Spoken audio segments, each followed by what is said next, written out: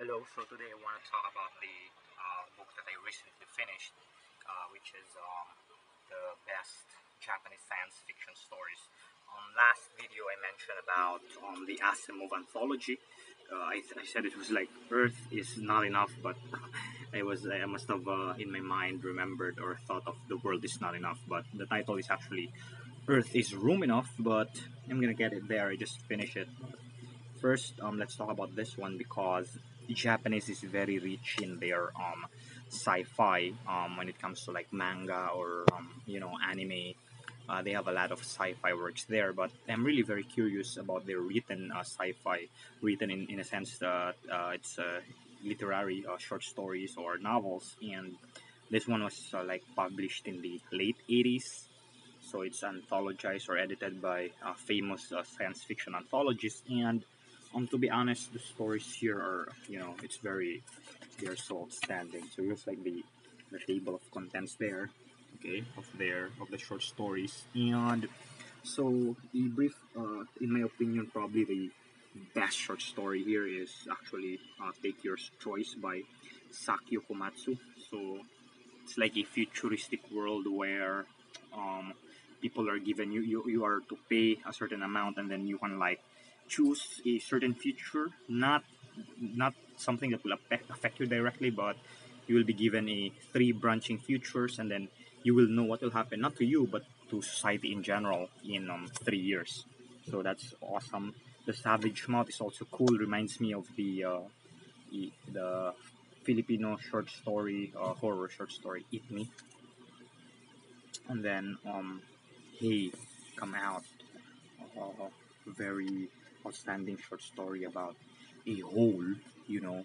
And then people began viewing it, and it's sort of like it eats anything, and so mind blowing. And then Standing Woman is amazing by Yasutaka Tsutsui. And the nice trivia about this guy is he actually wrote the anime The Girl Who Leapt Through Time. So that's that. Um, the others, The Flood, it was cool. You know, uh, people were melting, turning into goo, and then flooding everything. And then what else? Boko-chan is good. The last one is, melancholic. The Legend of the Paper Spaceship.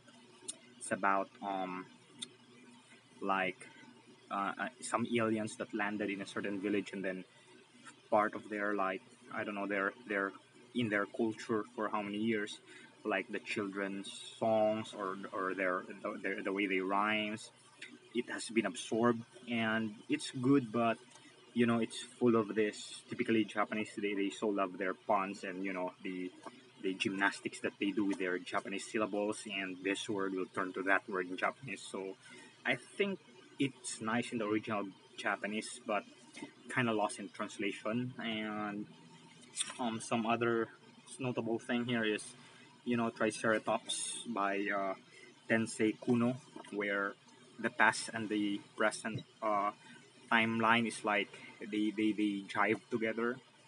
And so it's a good eye opener because typically classic, some classic Japanese literatures, typically they deal with huge monsters, kaiju and so on, or mecha. But this one, they have a lot of like awesome writers there.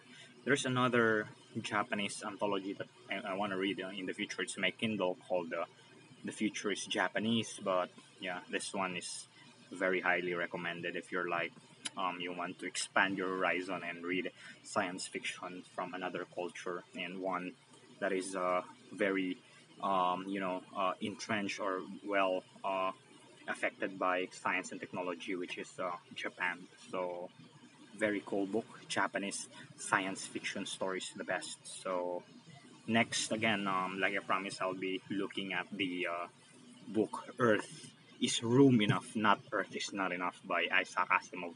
That one is outstanding, man. So until next time, yeah.